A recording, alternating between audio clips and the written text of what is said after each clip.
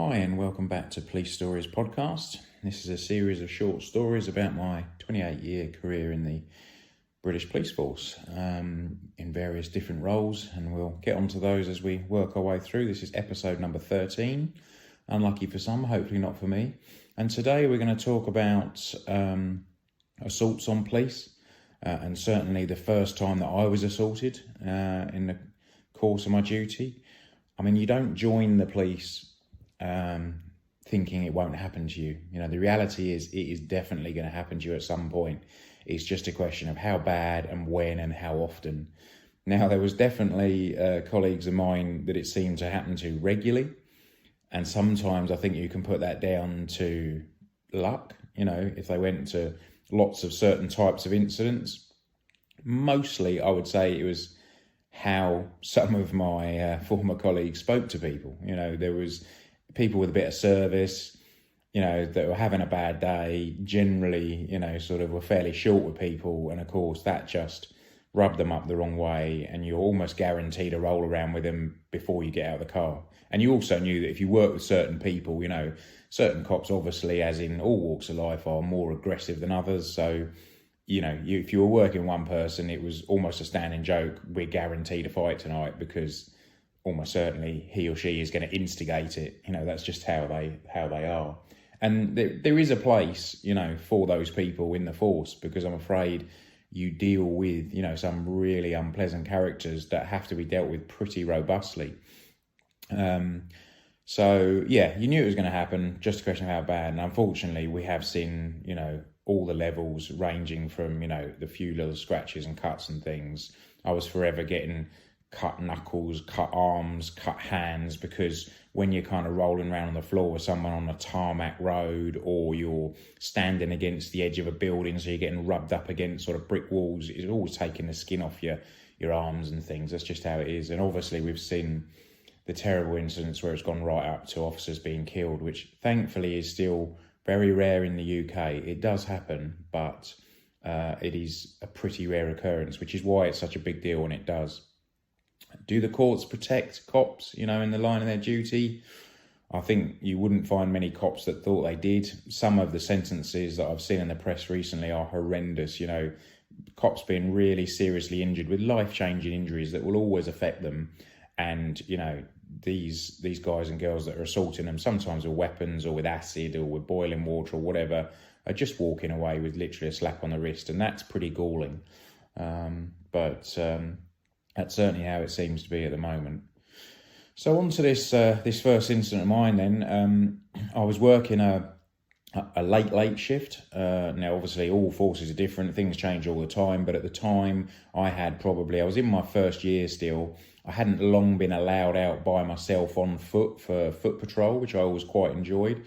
But generally what would happen is you would work from maybe 6 p.m. till 2 a.m. or 7 p.m. to 3 a.m. And the idea was that you were covering the nightclubs. You know, the nightclubs kind of kicked out around about 1 or 2 o'clock in the morning, and they needed that hour where you had extra cops on before they went off duty, and then kind of a skeleton crew, if you like, would be left to deal with the night shift, perhaps. I mean, resources, again, is another thing that's really difficult constantly, I would say, throughout, you know, policing's history, but particularly so at the moment, it seems.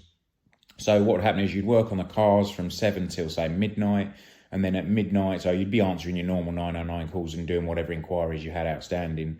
And then from midnight onwards, you come into the nick, you'd have your break. Now, this break is called different things depending on where you work in the country within the UK police. Certainly, the two that I know of is refs is the obvious one, refreshment, so you come in for your refs break. But in Scotland, it's called a peace break. Now, I always assumed that was because you supposedly got some peace during your meal break, but the reality is peace is another word for a sandwich in Scotland. So they would quite often say we're going in for our peace break, or refs. That's the sort of two things I would know it as. So you'd come in at midnight for your refs. You'd have maybe, you know, 45 minutes to have a bite to eat. And then after that, you'd go out in the battle bus, the trouble bus. And this, quite frankly, as a young man, was great fun. There would be a sergeant in the front passenger seat. There would be a driver, normally one of the more experienced guys or girls. And then you'd perhaps have, you know, depending on where you worked, maybe 6 to 10 to maybe 12 in the back, if on a good day, that would basically be that first response to the, fight in progress in a pub, nightclub fight, those sorts of things, or the bigger domestics that perhaps involve several sets of neighbours. That the battle bus would always get sent first, and that invariably was, quite a large sort of 16-seat minibus or something like that. At the time, it was DAF carriers, which were these very big minibuses that were powered by old Rover V8 engines, 3.5 litre petrol engines. And these things sounded brilliant when they were coming, and particularly when they were really being pushed hard. So if they were coming fast, to help you, they tended to backfire. So there'd be this tremendous roar from the engine, and then there'd be a huge boom as it backfired.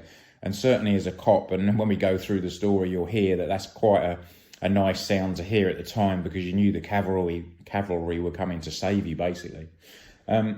However, if there was more, or if perhaps there was more cops than one minibus could take, they might also decide to put out a few walkers.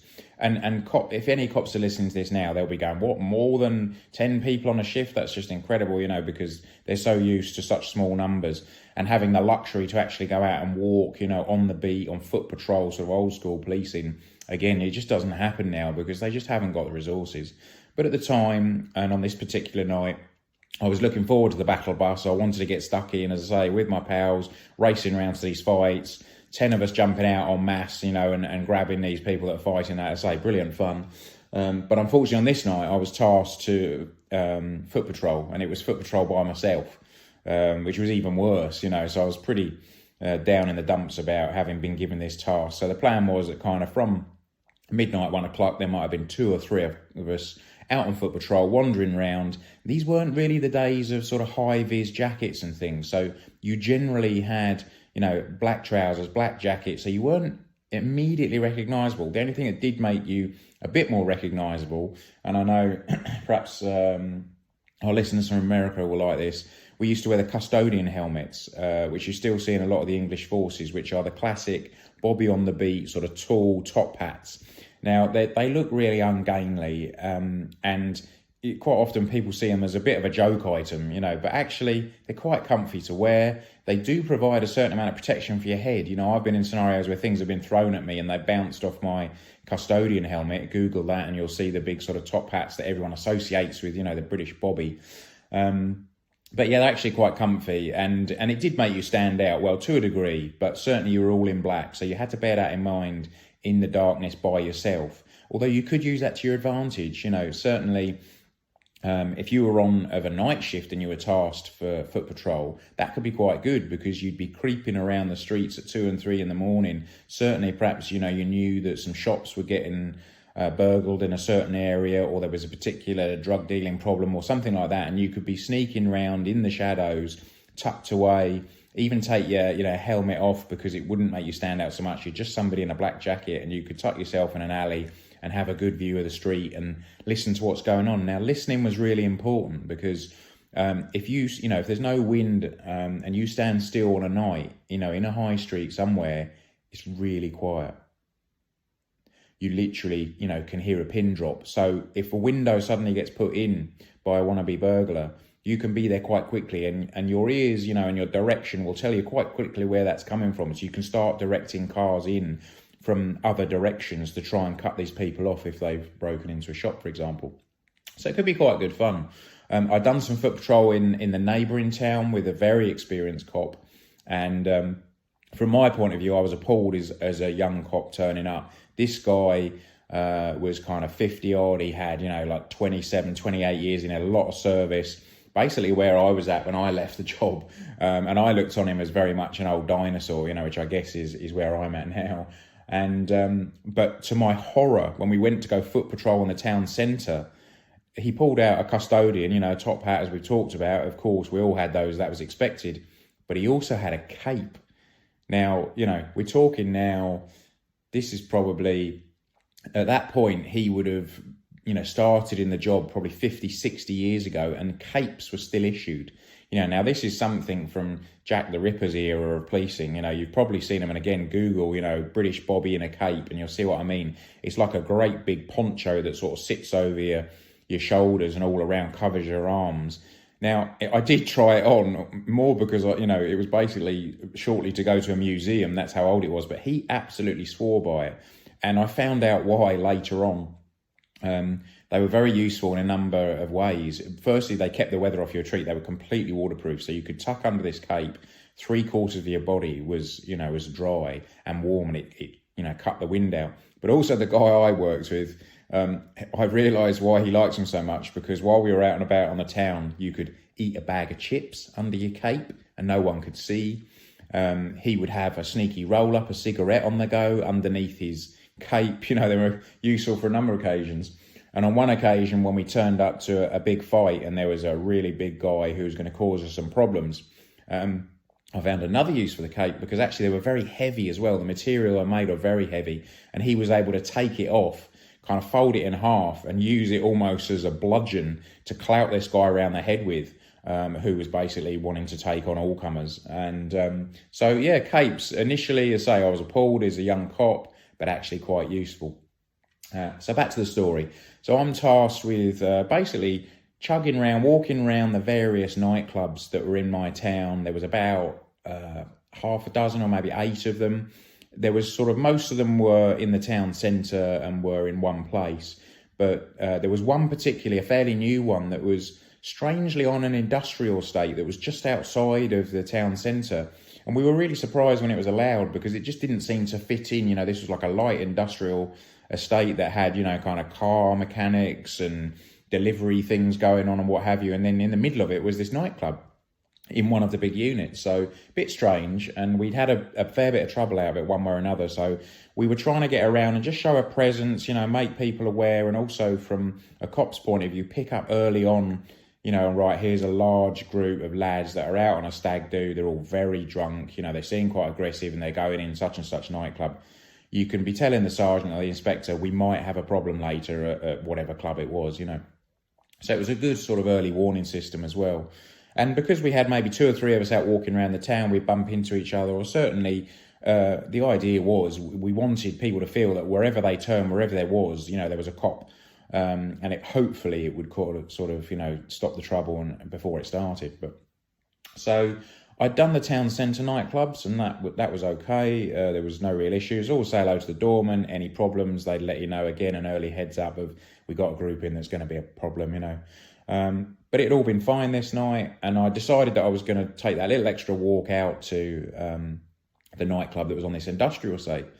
So I wander out there. Now, unusually, we knew most of the doormen at the other clubs, but because this was a new club, there was a new security company had taken on this sort of contract for the doormen, the bouncers, and there was about half a dozen bouncers there. It was a big club, and I didn't know any of them, but they were all massive. I mean, generally doormen and bouncers are big. We know that, they generally is quite intimidating, and that's the idea, isn't it? That they look big, but these guys were huge, all of them. And unusually at the time, they were kind of Eastern European, probably sort of ex-military types, but we already knew they were hard men. There was no doubt about it. And if they're on your side, and quite often they can be, obviously that is useful. So I wander up to the door, and outside the club, there was a queuing system, and the queuing system was set up with those, I don't know if you know what I mean, but they're basically like chrome poles that are on stands, and then in between the chrome poles were a series of very thick ropes, that were hooked onto each other, and that just formed a queuing system so that people could get in the club. So at the time, but they were freestanding, and that's an important point for later. So I was speaking to the doorman, and I said, "Hi guys, any problems? Everything all right tonight?" And their English, wasn't great, so we did a bit of kind of hand signals and talking and nodding and things, but we got there in the end. And basically, the gist of it was that they were quite busy, but there wasn't really any problems, and they didn't see anyone, groups or anything that caused them any problems. Well, talk about famous last words. At that point, there's double doors on the front of this nightclub, so that when you open them out, you can get a lot of people either out or in quite quickly, probably something to do with the sort of fire eggs. And yeah, literally, as he said, no problems. And this is a bit like I said to you in the previous one, cops and people like that never say it's quiet tonight because you're asking for trouble. It's a Q night. We never say those words. And of course, this guy made the fatal mistake of saying, yeah, there's no problems tonight. As he said that, these double doors came smashing open, like the pair of them at once. And just this huge ball and mix of about 30 people came out in one big lump, and in the middle of it was a couple of doormen who were having a huge scrap with part of this group, and then the group were attacking them, and it was a total melee. It was a mixture of male and female, and there was fists flying. Very quickly, as soon as they got outside, two of them picked up, one doorman, I think, and then two of the sort of people involved in the fighting picked up these chrome poles we talked about, which were quite heavy, and on the end of them they had sort of flat round discs that they normally stood up on. So they made quite a good weapon and started swinging this thing. So I was like, Christ, I'd never seen anything like it. It was a proper Wild West brawl came out. There was a couple of chairs came on them as well that were being used to hit people on the head with. It was a real fight. And so I grabbed up my radio, and this was all happening, kind of like 20 feet from me. And the doorman kind of looked at me, and we looked at each other wide-eyed, sort of thinking, this is going to hurt. Grabbed my radio, my PR, my personal radio. Now, there's various things you can do at this point. You can ask for more units, you could put up an urgent assistance, or in some forces, they have a code. Now, in the UK, we're not really big on codes. I know, like in America, you get 10 for a lot and things like that. But in the UK, you tend not to hear that so much. But there are some exceptions. Now, an urgent assistance, basically an officer is in trouble, like big trouble, like you need everyone there yesterday. This is as bad as it gets, and it's a really serious call to make, so it shouldn't be wasted, and it certainly shouldn't be used, willy-nilly. You only put that out if it's really bad. But some forces, the nationally approved thing was a code 0. If an officer puts out code 0, then that is an urgent assistance. Everyone's coming running for that. But other forces still maintain their own versions of that. So down south in the home counties, some forces use 1020. If you put up a 1020, it's the same thing, or a 1010. The Met tend to just say urgent assistance. But also now we've got these radios called airwave radios that are on a different sort of system in terms of communications. Very, very good, and solved a lot of the problems we had communication-wise overnight. But they also have an EMA button on top, an emergency button, the red button on top. And if you press and hold that for, I think it's a second or two, basically not only does it put out an urgent assistance call right across the network, so every cop in the area will hear you, but also it notifies the control room of your actual position. It's got a GPS chip in, so it'll tell you exactly where they are, because that was a problem as well.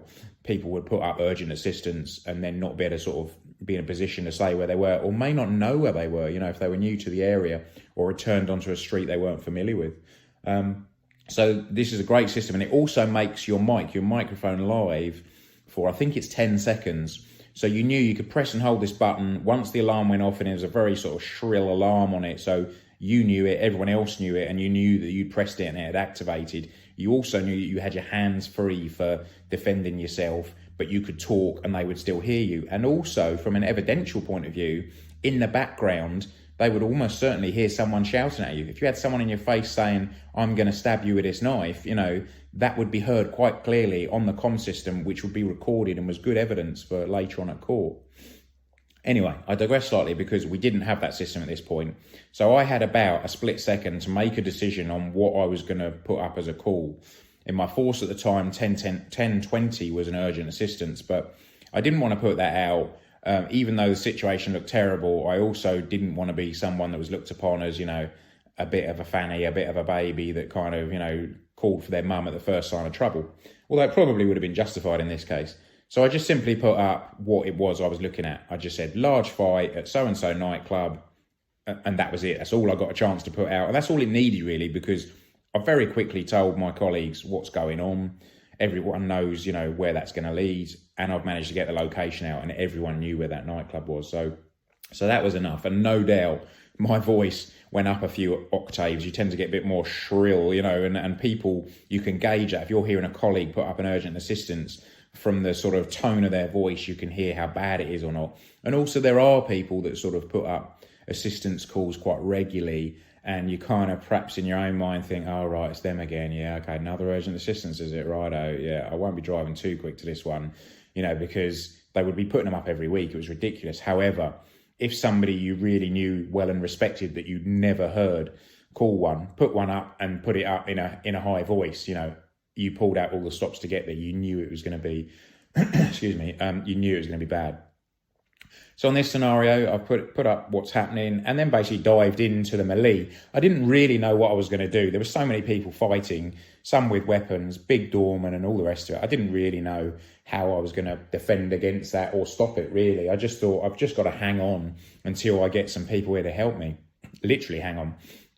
So I sort of jumped into the crowd, started pulling people away from the fighting by their arms and by their shirts and what have you, just to try and stop it. But it was pointless almost, because the second you pulled them out, they were flying back in and throwing fists again. At this point, none of it was directed at me, because probably no one had stopped to realise who I was, thankfully. But it was just, to say, literally a free-for-all. So having got further into the sort of melee, I found myself in front of a woman. And I got hold of, she had her arms up and both her fists clenched, and she'd just thrown a punch at someone in front of her. I stepped in front of her and got hold of both of her wrists and said to her, look, just take it easy. That's as far as I got, because whether she knew who I was or not, it didn't matter. Unfortunately, by grabbing hold of her wrists, you put yourself on offer. You're very close. You can't avoid it. I haven't got 10-foot long arms, so I'm obviously right up in her face, as she is in mine. And what happened was, I was facing her square on, which again is something in my latter service I never did again after this lesson. She kneed me full power in the groin. Now, all the guys out there that are listening to this will probably know what that feels like. But for the ladies, I'll try and describe it. Initially, now, you can get a glancing blow and it'll make you react, but you'll be literally thanking your lucky stars that you haven't been caught full on. But if you get a full-on, knee or kick to the groin that catches you properly, the almost instant reaction is to drop to the floor. Maybe it's just me, I don't know. But certainly it is for me. It is a horrendous pain. It's not like a sharp pain. It's like a dull pain. It's difficult to describe. It's incredibly painful, and it just makes you want to double up and protect yourself. And then what happens is, going forward for the next maybe 15 or 20 minutes after that, you end up with a really bad kind of low down pain in your groin and your stomach. It's just a really nasty thing. And obviously, men are very vulnerable to it. So yes, I did exactly what I've done in that scenario before, which was having received this full on knee, and it was full power as well. And it caught me an absolute treat. She couldn't have done it better if she tried. It basically dropped me to the floor, and I was doubled up on the floor. But then, thankfully, I was instantly forgotten to her. She was back to throwing fists. So I was in this bizarre scenario where I'm lying on my back, looking up. It almost sounds romantic, this, doesn't it? I'm lying on my back, looking up at this starlit night. But unfortunately, all I'm seeing above me is this huge group of people that are throwing punches at each other, kicking each other, swinging metal poles at each other. There was chairs crashing in. It is a sight I'll never forget. And basically, I was out of the game. That was me done for. I was just holding my groin, lying on the floor, rolling around in agony. There was nothing I could have done. Thankfully, no one then followed it up with, giving me a proper kicking. And then, remember we talked about the DAF carriers earlier that used to backfire when they came to save you? In the background, I could hear this really meaty engine, sort of very high revving, coming screaming down the road, followed by a huge backfire. And I knew what it was, and I knew who was coming to save me. It was the battle bus, hurrah. So this, the meat wagon, or whatever you want to call it, comes screaming down the road, doors open, backside, everyone, cops pile out. Immediately there's like a dozen cops pile out and wade in. And then there's cars turning up all the time now. There's 2 or 3, 4, 5 cars coming as well, because I've put it up, and thankfully everyone's responded as they should. I didn't have to say the words urgent assistance or 1020 or whatever else. People knew from what it was that it needed lots of units. So they all came, and I was very thankful. So basically they started peeling the fighters off from around me, and people were getting arrested. I think ended up with about 10 in custody, including a doorman who'd actually hit someone round the head with one of these poles and had opened up the top of their sort of scalp, a treat, to expose their skull again. It was a really nasty injury, and it was certainly a GBH, a grievous bodily harm, very serious assault, or what's called a Section 18 sort of wounding with intent, a quite a high level offence. He could have killed the guy, these things were quite heavy, but anyway, they peeled them all off, and at the bottom of the pile is little old me laying there, crying like a baby virtually, and sort of holding my groin. Everything I didn't want my colleagues to see, but I'm afraid I wasn't in a position to do anything else. So I got sort of picked up and dusted off and taken back. And it was the standard pat on the back, you're all right, son, here's a cup of tea. And that was it. And kind of, 10 or 15 minutes later, I was recovered. Apart from the pain and also quite a big hit, to my pride, and felt that I had, perhaps gone down a notch or two in my colleagues' estimations, who, don't forget, were quite new to me, and you're keen to be seen as part of the team and someone that people can sort of look up to and respect. But the reality is I did what I could, I think, and I don't think anyone looked down on me. There was very little I could do with 30 people fighting and just me. But unfortunately, the fact that it was a female, of course, that kneed me on the groin, I did get a bit of stick and some wind-ups for afterwards. Whenever I got a call now, maybe to a female shoplifter or something, there was a bit of wind-ups, oh, you all right, Dave? Do you need like the vans come with you, because it might be a little girl, it could be a schoolgirl perhaps, maybe she'll need you, and you'll need your pals to come and save you. That's what the job, that's what cops thrive on, that banter, that mickey taking, and I've always enjoyed that, and trust me, I've dished it out as well, so you have got to take it as well.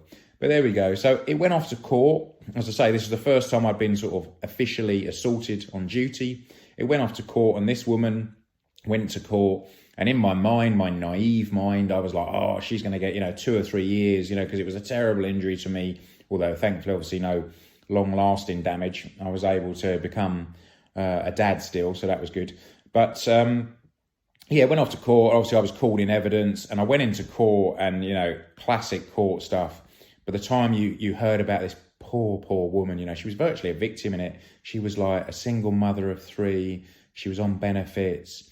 She had a drink problem, and she had this, and of course her solicitor really played it up for the court, and she hasn't got any money at all, and this was the first time, since her children had been born, like 5 years or whatever, that she'd been out, and she'd been, on the wagon and not had a drink for ages, and this was a terrible mistake, and she feels really bad, and she'd like to apologise to the officer, and they put on the full works. This is what they do in court, and I was sat there kind of listening to this, having given my evidence, and I was like, yeah, righto, but thinking, that's all right, magistrate's seen through this, no problems at all. She's still going to get a custodial sentence. She's going to prison for what she did to me. Yeah, right. So she got convicted, assault police. And I think she got something like £100 fine. That was it. She got £100 fine. And of course, because they made a big thing of how poorly off she was, how she had so little money, she couldn't afford £100 in one hit. So there was the suggestion that maybe she could pay it in instalments.